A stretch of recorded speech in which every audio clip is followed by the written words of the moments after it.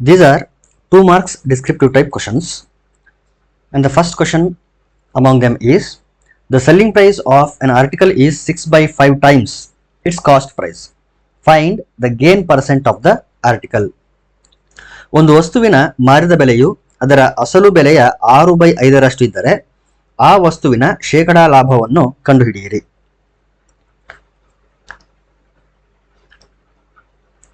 ಇಲ್ಲಿ cost price x ಆಗಿರಲಿ. Let CP equal to x. Cost price ಗೊತ್ತಿಲ್ಲ ನಮಗೆ, ಕಾಸ್ಟ್ ಪ್ರೈಸ್ ಎಷ್ಟಾಗಿರಲಿ, ಎಕ್ಸ್ ಆಗಿರಲಿ. ಹಾಗಾದ್ರೆ ಸೆಲ್ಲಿಂಗ್ ಪ್ರೈಸು ಆ ಕಾಸ್ಟ್ ಪ್ರೈಸ್ನ 6/5 ಟೈಮ್ಸ್ ಇದೆ. So SP will be equal to 6/5 times of this cost price. Therefore, if cost price is equal to x, then selling price will be equal to 6/5 times x. Gain percent ಅಂತ ಕೇಳಿರೋದ್ರಿಂದ gain formula ಏನಾಗ್ತದೆ? selling price minus cost price. Therefore, gain is equal to SP minus CP. ಯಾಕಂದ್ರೆ gain percent is equal to gain divided by cost price into 100. ಅಥವಾ profit percent equal to profit divided by cost price into 100 ಅಂತ ಇದೆ. This is equal to selling price 6/5x minus cost price is x. Taking LCM we get 5. ಈ 5 ಇಲ್ಲಿ multiply ಆದರೆ 5x ಆಗ್ತದೆ. 6x minus 5x that is x. 6x minus 5x is x. LCM 5 ಬಂತು. x/5 ಇದೇನಿದು? Just gain. ನಮ್ಗೆ ಬೇಕಾಗಿರೋದು gain percent ಬೇಕು. So formula already ಬರ್ದಿದ್ದೀನಿ ನಾನು. ಗೇನ್ ಪರ್ಸೆಂಟ್ ಈಕ್ವಲ್ಸ್ ಟು ಇಲ್ಲಿದೆಲ್ಲ ಇದು gain percent equal to gain divide by CP into 100. Therefore this is equal to gain ಅಂತಂದ್ರೆ x/5 ಇದು ನ್ಯೂಮರೇಟರ್ ಅಲ್ಲಿ divide by cost price x into 100. Okay, now this becomes x cancel ಆಯಿತು. ಅಥವಾ ಇದನ್ನು ಇನ್ನೊಂದು ರೀತಿ ಹೇಳೋದಾದ್ರೆ x/5 as it is into x ಅಂತಂದ್ರೆ ಕೆಳಗಡೆ 1 ಇರುತ್ತೆ. ಸೊ ಇದು ರೆಸಿಪ್ರೋಕಲ್ ಆದ್ರೆ 1/x ಆಗುತ್ತೆ, ಇದು ಇಂಟು 100. ಇಲ್ಲೂ ಕೂಡ x ಕ್ಯಾನ್ಸಲ್ ಆಗ್ತದೆ. x ಕ್ಯಾನ್ಸಲ್ ಆದ್ರೆ ವಿ ಗೆಟ್ 1/5 ಇಂಟು 100 ಡಿವೈಡ್ ಮಾಡಿದ್ರೆ 5 1s 5 20s. Therefore profit percent ಅಥವಾ gain percent is equal to 20%. 20% ಇರುತ್ತೆ. Next question, if a square plus b square into x square plus y square equal to ax plus by whole square, prove that bx equals to ay. a square plus b square into x square plus y square equal to ax plus by whole square ಆದಾಗ bx equal to ay ಎಂದು ಸಾಧಿಸಿ.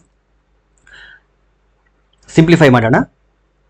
given equation is a square plus b square into x square plus y square and this is equal to ax plus by whole square.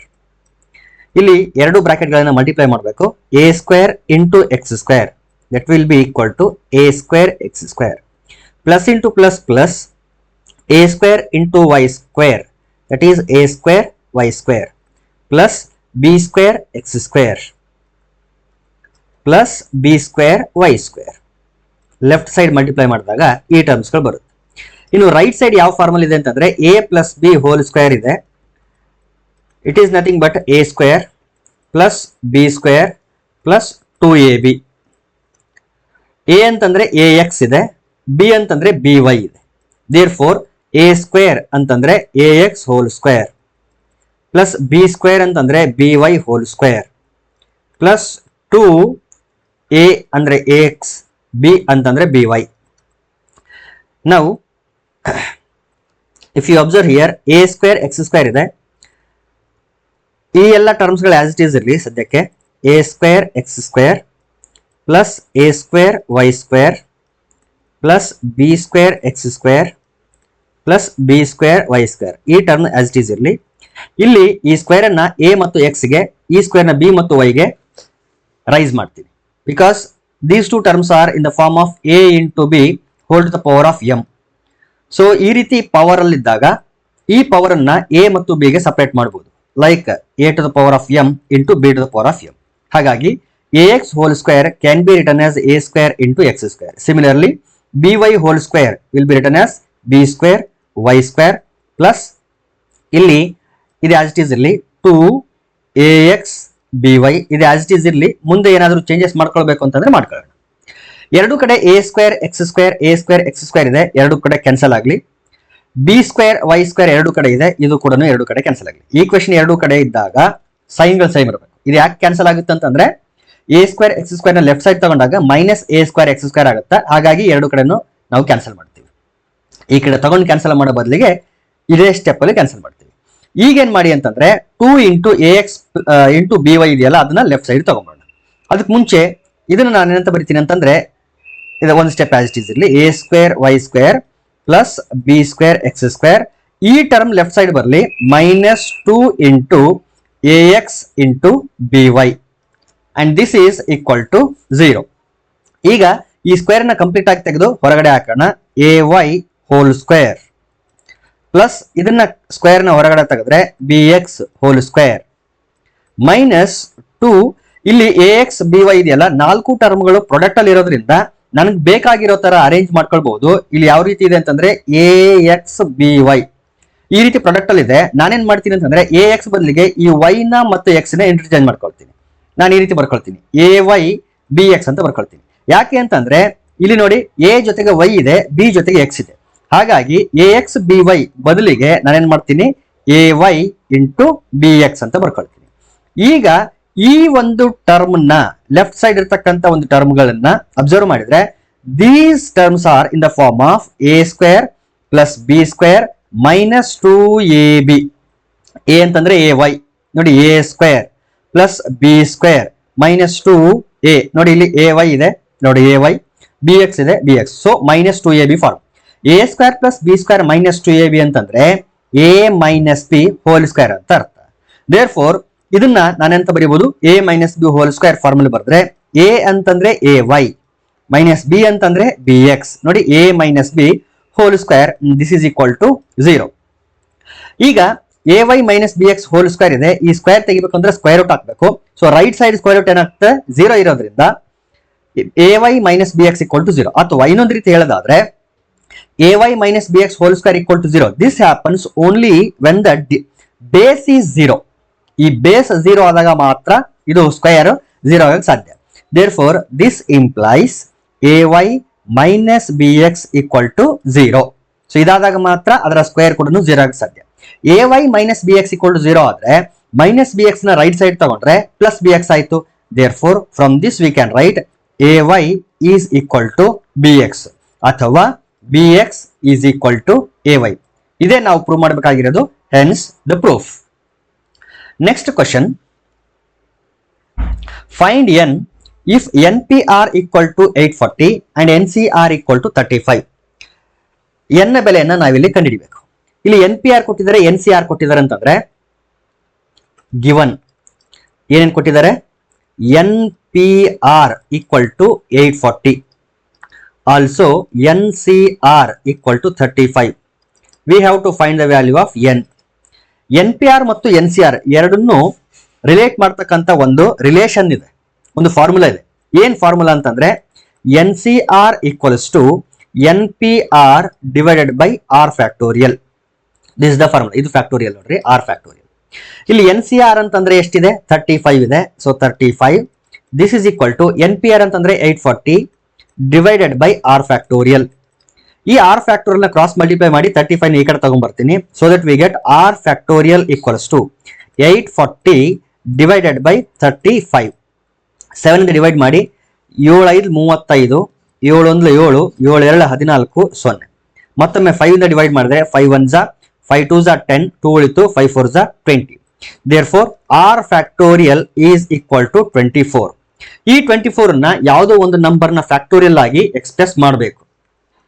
24 1 2 3 4 ಈ ರೀತಿ continuous ಆಗಿ natural numbers ಇಂದ divide ಮಾಡ್ತಾ ಹೋಗೋಣ. Factorial ಯಾವ number ನ ಫ್ಯಾಕ್ಟರ್ ಅಂತ ನಮ್ಗೆ ಗೊತ್ತಾಗುತ್ತೆ.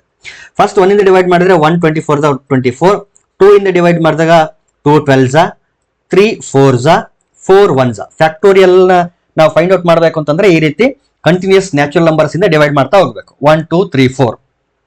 So this 24 can be written as 4 into 3 into 2 into 1. This is nothing but 4 factorial. So r factorial equal to 4 factorial ಆಗೋದಾದ್ರೆ r equal to 4.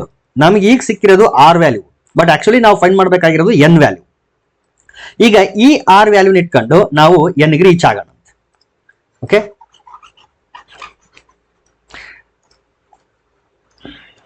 ಈಗ ಎನ್ ಪಿ ಆರ್ ತಗೊಳ್ತೀನಿ.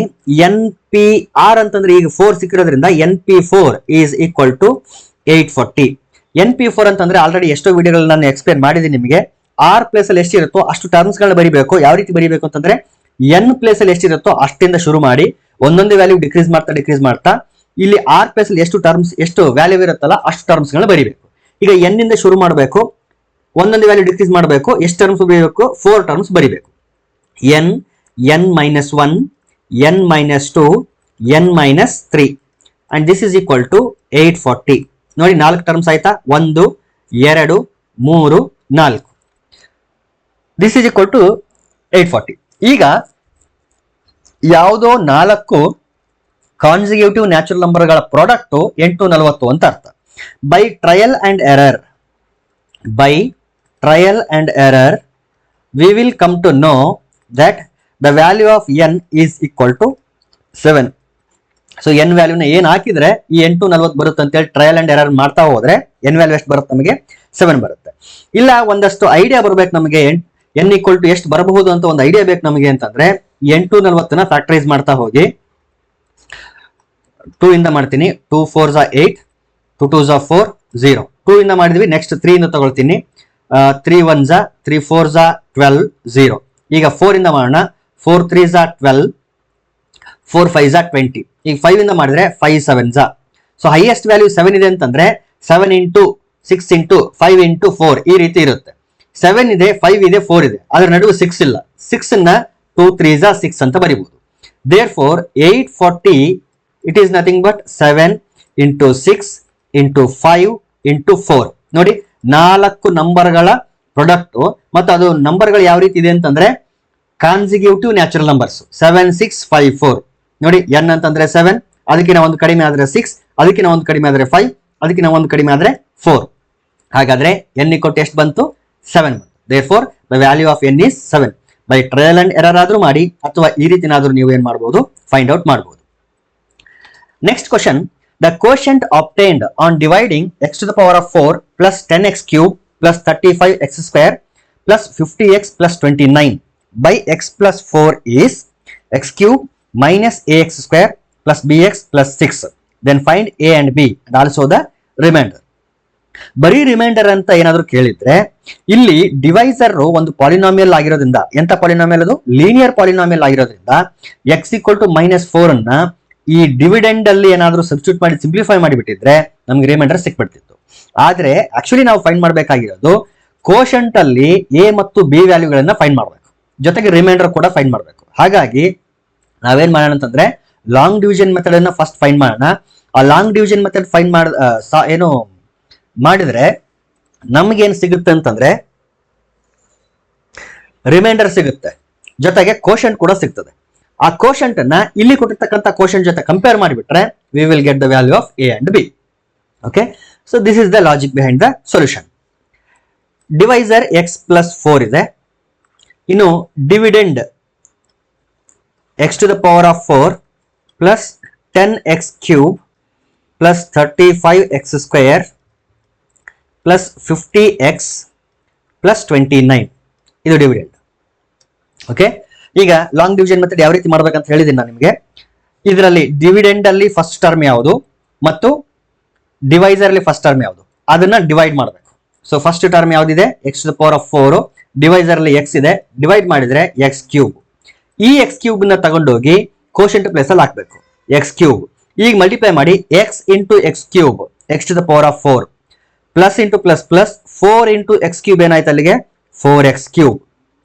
ಈಗ ಸಬ್ಟ್ರಾಕ್ಟ್ ಮಾಡಬೇಕು. ಸಬ್ಟ್ರಾಕ್ಟ್ ಮಾಡೋದು ಅಂತಂದ್ರೆ ಇಲ್ಲಿ ಸೈನ್ ಗಳೇನಿರುತ್ತೆ ಅದನ್ನ ಚೇಂಜ್ ಮಾಡಬೇಕು. Plus x to the power of 4 ಇದೆ, ಮೈನಸ್ ಮಾಡಿ, ಪ್ಲಸ್ 4x ಕ್ಯೂಬ್ ಇದೆ, ಅದನ್ನ ಮೈನಸ್ ಮಾಡಿ, x to the power of 4 minus x to the power of 4 cancel ಆಯ್ತು.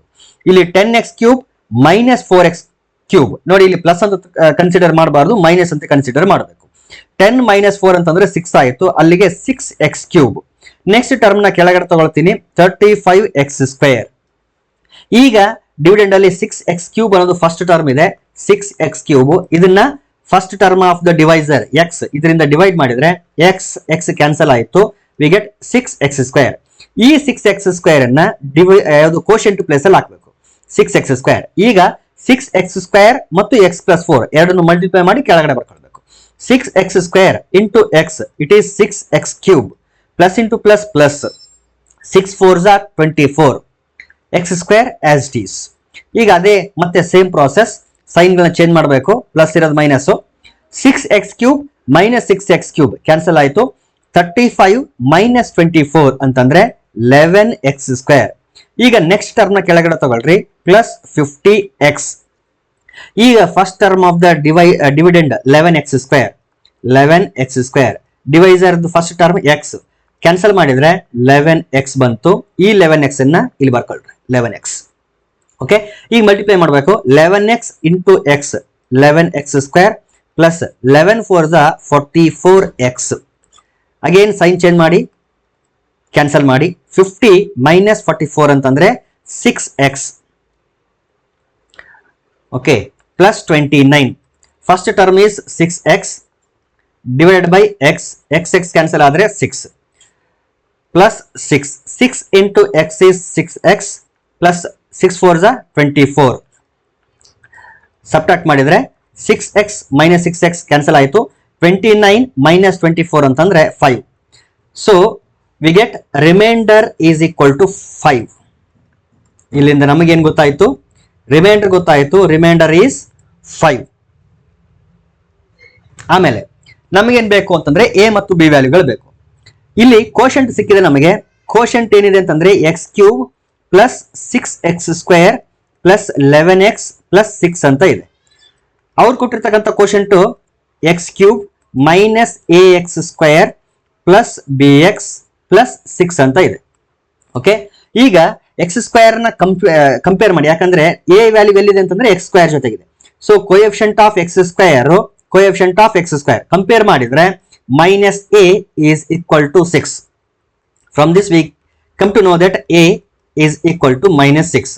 ಸೊ a ವ್ಯಾಲ್ಯೂ ಸಿಕ್ತು ನಮಗೆ. ಅದೇ ರೀತಿ comparing the coefficient of x that is b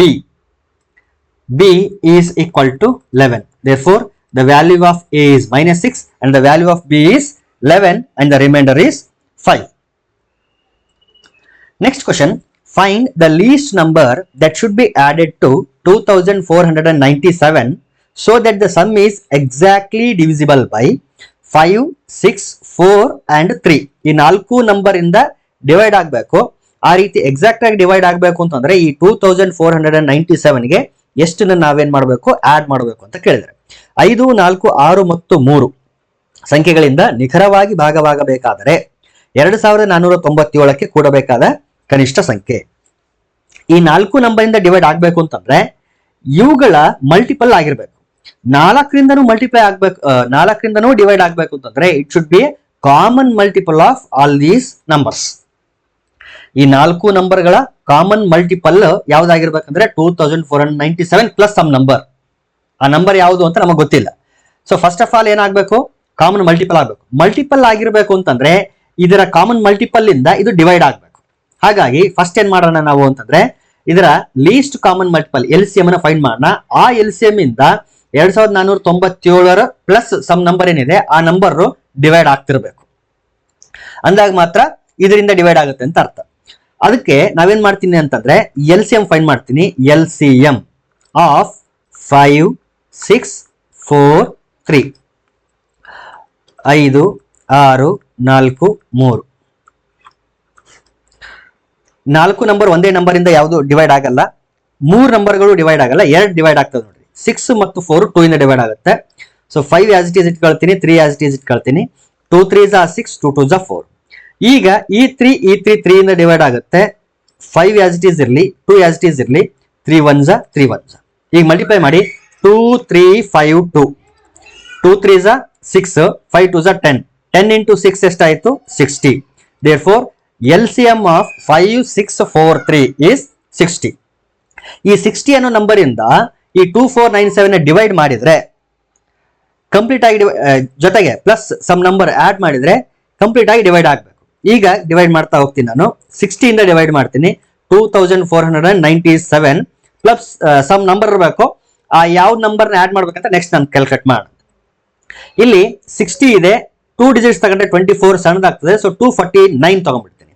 64 240, 64 240. ಇಲ್ಲಿ 9 ಬಂತು, ಇಲ್ಲಿ 00, ಇಲ್ಲಿ 7 ನ ಕೆಳಗಡೆ ತಗೊಂಡ್ರೆ ಇದು ನೋಡಿ ನಮಗೆ ಬೇಕಾಗಿರೋಂಥ ನಂಬರು 2497 ಗಿಂತ ಜಾಸ್ತಿ ಇರಬೇಕಾಗಿರೋದ್ರಿಂದ ಇಲ್ಲಿ ನಾನೇನ್ ಮಾಡ್ತೀನಿ ಅಂತಂದ್ರೆ 97 ಗಿಂತ ಸ್ಲೈಟ್ ಬಿಗರ್ ನಂಬರ್ ತಗೊಳ್ತೀನಿ.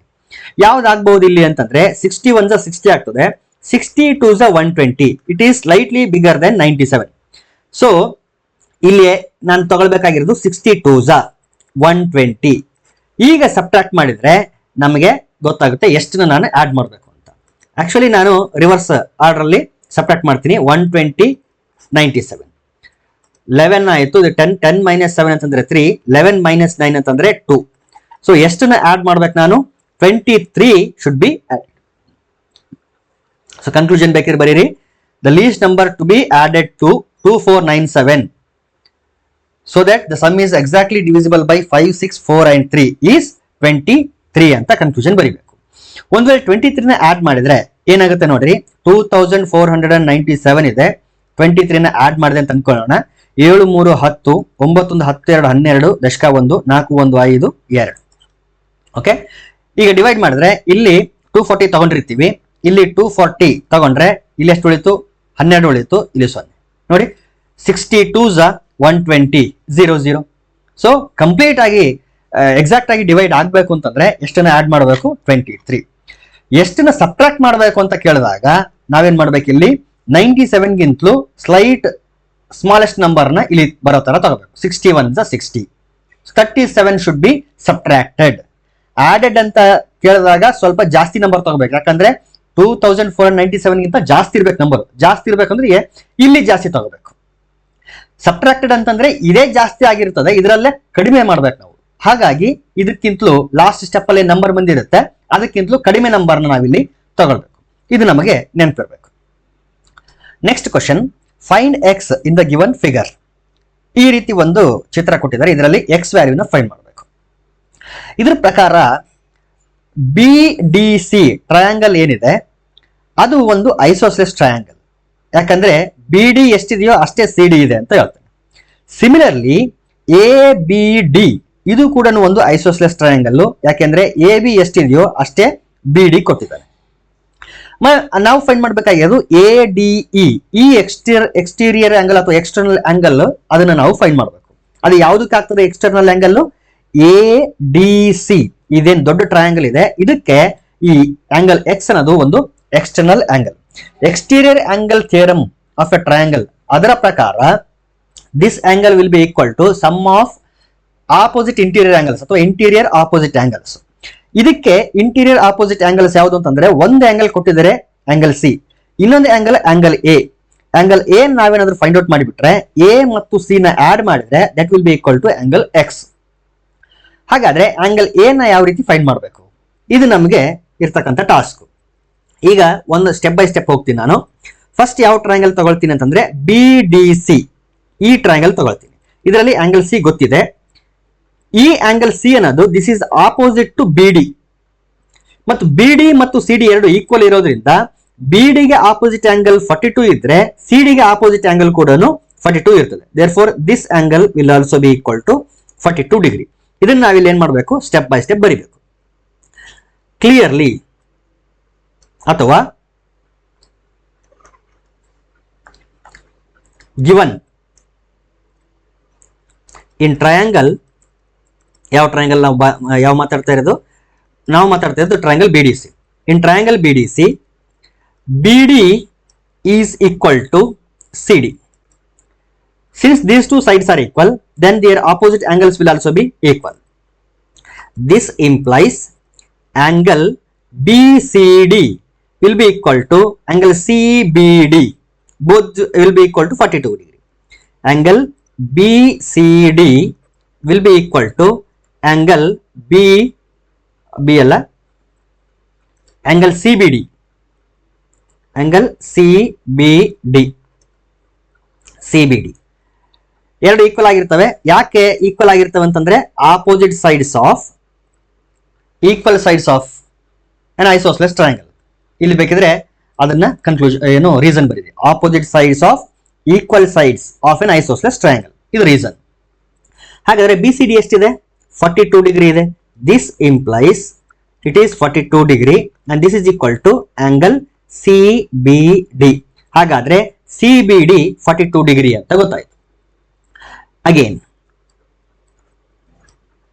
ಇಲ್ಲಿ ಇನ್ನೊಂದು ತಗೊಳ್ಳಿ, ಯಾವುದು? CBD ಪ್ಲಸ್ DBA ಎರಡನ್ನು ಆಡ್ ಮಾಡಿದ್ರೆ 180 ಡಿಗ್ರಿ. ಯಾಕಂತಂದ್ರೆ ಇದು ಯಾವ ಪೇರ್? ಇದು ಲೀನಿಯರ್ ಪೇರ್. ಎರಡನ್ನು ಆಡ್ ಮಾಡಿದ್ರೆ 180 ಡಿಗ್ರಿ. ಯಾಕಂದ್ರೆ AC ಅನ್ನೋ ಲೈನ್ ಮೇಲೆ BD ಅನ್ನೋ ಒಂದು ಲೈನ್ ಸೆಗ್ಮೆಂಟ್ ನಿಂತಿರೋದು. ಹಾಗಾಗಿ ಎರಡು ಆಂಗಲ್ ಗಳನ್ನ ಆಡ್ ಮಾಡಿದ್ರೆ 180 ಡಿಗ್ರಿ ಬರಬೇಕು. Therefore angle CBD plus angle DBA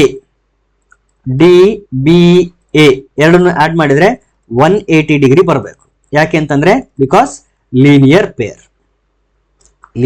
peer.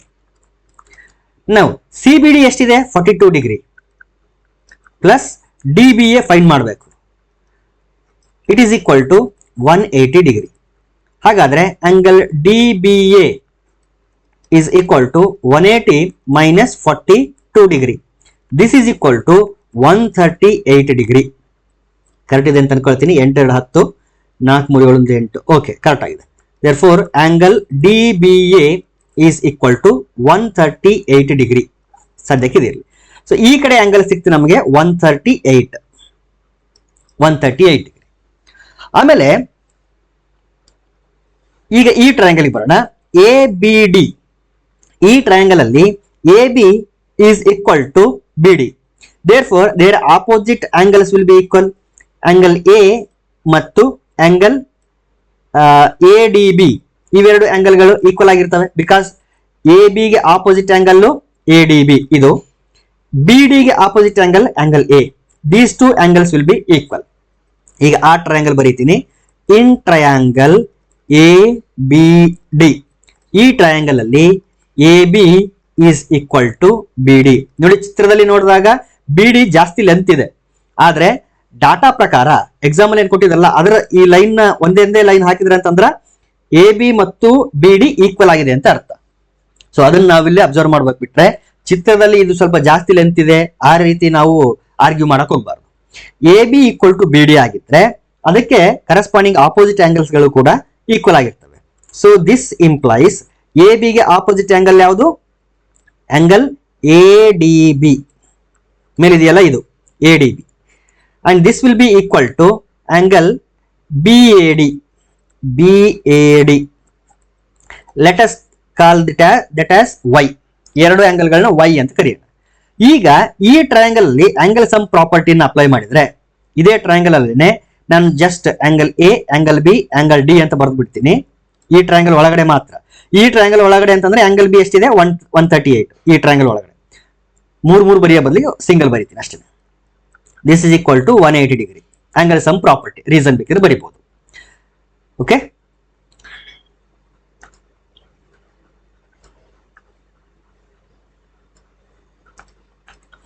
Angle A ಎಷ್ಟಿದೆ? Y ಪ್ಲಸ್ ಆಂಗಲ್ B ಎಷ್ಟಿದೆ? 138 ಪ್ಲಸ್ ಆಂಗಲ್ D ಅದು ಕೂಡ Y. This is equal to 138. Y plus Y ಅಂತಂದ್ರೆ 2Y. It is equal to 180 minus 138. So 2Y equal to 180 minus 138 ಅಂತಂದ್ರೆ I think 42 correct ಆಗಿದೆಯಾ? ಒಂದ್ಸರಿ verify ಮಾಡ್ತೀನಿ. 180 minus 138 ಇದು 7 10 2 42. S, 42 divide ಮಾಡಿದ್ರೆ 21. therefore the value of Y is 21. this is nothing but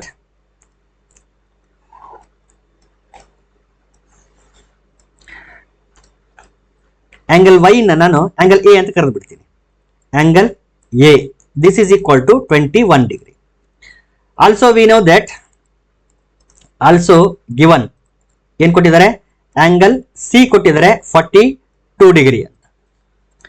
so angle a d e is equal to angle a plus angle c. ಯಾವ ಪ್ರಕಾರ ಇದು? Exterior angle theorem of triangle. Exterior angle, ಯಾಕಂದ್ರೆ x ಅನ್ನೋದು exterior angle, ಅದರ interior opposite angles ಯಾವ್ದಾಗುತ್ತೆ ಅಂದ್ರೆ angle C ಮತ್ತು angle A.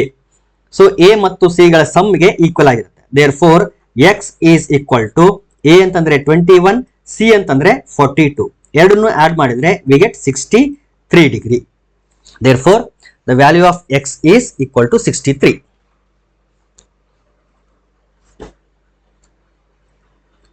Next question. In the adjoining figure, ABCD is a rhombus. If angle A is 70 degree, find CDB. CDB. Since ABCD is a rhombus, this implies AB will be equal to BC will be equal to CD and that will be equal to AD. ಅಂದ್ರೆ all the sides will be equal. Rhombus ಅಲ್ಲಿ ಎಲ್ಲ ಸೈಡ್ಗಳು equal ಆಗಿರ್ತವೆ. ಇದರಲ್ಲಿ particularly ನಾನು ಯಾವ ಸೈಡ್ಗಳನ್ನು ತಗೊಳ್ತೀನಿ ಅಂತಂದ್ರೆ BC will be equal to CD. Particularly ಈ ಎರಡು ಸೈಡ್ಗಳನ್ನು ತಗೊಳ್ತೀನಿ. So BC is equal to CD. ಈಗ ಓಕೆ, ಇದಿರಲಿ ಸದ್ಯಕ್ಕೆ. ಆಮೇಲೆ ರಾಂಬಸ್ ಆಗಿರೋದ್ರಿಂದ opposite angles will be equal. So angle A will be equal to angle C. Reason ಏನು? Opposite angles of a rhombus. ಹಾಗಾದ್ರೆ angle C is equal to ಎಷ್ಟು degree ಬಂತು? 70 degree. This implies angle C equal to 70 degree. ಇಲ್ಲಿ 70 degree ಸಿಕ್ತು ನಮಗೆ. Okay, ಈಗ C D ಮತ್ತು B C ಈ ಎರಡು ಸೈಡ್ಗಳು ಈಕ್ವಲ್ ಆಗಿದೆ ಅಂತಂದ್ರೆ ಬಿ ಸಿ ಡಿ ಈ ಟ್ರಯಾಂಗಲ್ ಮಾತ್ರ ಅಬ್ಸರ್ವ್ ಮಾಡಿ. ಬಿ ಸಿ ಡಿ ಈ ಟ್ರಯಾಂಗಲ್ ಮಾತ್ರ ಅಬ್ಸರ್ವ್ ಮಾಡಿದ್ರೆ ಇದರಲ್ಲಿ ಎರಡು ಸೈಡ್ಗಳು ಈಕ್ವಲ್ ಆಗಿದೆ, ಸಿ ಡಿ ಮತ್ತು ಬಿ ಸಿ. ಎರಡು ಸೈಡ್ಗಳು ಈಕ್ವಲ್ ಆಗಿದೆ ಅಂತಂದ್ರೆ ಅದರ ಆಪೋಸಿಟ್ ಆಂಗಲ್ಗಳು ಕೂಡ ಈಕ್ವಲ್ ಆಗಿರಬೇಕು. Therefore angle D should be equal to this angle B. ಯಾವ ಟ್ರಯಾಂಗಲ್? ಈ ಟ್ರಯಾಂಗಲ್ ಒಳಗಡೆ ಮಾತ್ರ. Therefore, in triangle BDC ಈ ಟ್ರಯಾಂಗಲ್ ಮಾತ್ರ ನಾನು ಮಾತಾಡ್ತಾ ಇರೋದು. ಈ ಟ್ರಯಾಂಗಲ್ ಅಲ್ಲಿ BC is equal to CD. This implies BC ಗೆ ಆಪೋಸಿಟ್ ಆಂಗಲ್, CD ಗೆ ಆಪೋಸಿಟ್ ಆಂಗಲ್ಗಳು ಈಕ್ವಲ್ ಆಗಿರಬೇಕು. This implies angle B should be equal to angle D. Angle B ಅಂತಂದ್ರೆ ಕಂಪ್ಲೀಟ್ ಆಂಗಲ್ B ಅಲ್ಲ, ಈ ಟ್ರಯಾಂಗಲ್ ಒಳಗಡೆ ಆಂಗಲ್ B. ಈ triangle ಒಳಗಡೆ angle B. Confuse ಆಗುತ್ತೆ ಅಂತಂದ್ರೆ ಮೂರನ್ನು ಬರೆದ್ಬೇಡ ನಾವು. ಯಾವುದು? CBD is equal to angle BDC. ಯಾಕೆ?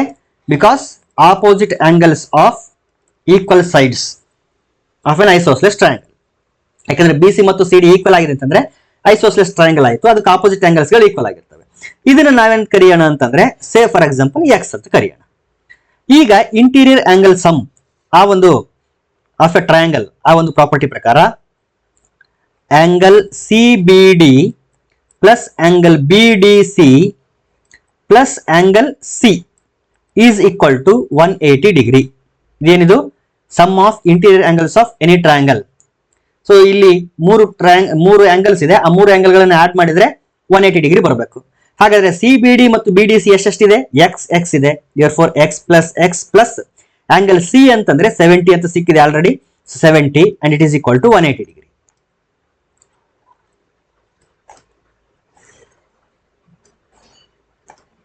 Now x plus x is 2x and it is equal to 180 minus 70. So we get 2x equal to 180 minus 70 ಅಂದ್ರೆ 110 degree. Divide ಮಾಡಿದ್ರೆ 2 1s are 2 5s are 10, 2 5s are 10. Therefore the value of x is 55 degree. But x ಅಂತಂದ್ರೆ ಏನು? Angle B ಅಂದ್ರೂ x, angle D ಅಂದ್ರೂ x. ಆದ್ರೆ ನಮಗೆ ಬೇಕಾಗಿರೋದು CDB. Therefore ಇಲ್ಲಿ ನೋಡಿ ಸಿ ಡಿ ಬಿ ಅಥವಾ B D C. Therefore angle C D B is equal to 55 degree. So ಇವು 2 ಮಾರ್ಕ್ಸ್ ಕ್ವಶನ್ಸ್ಗಳಿದು.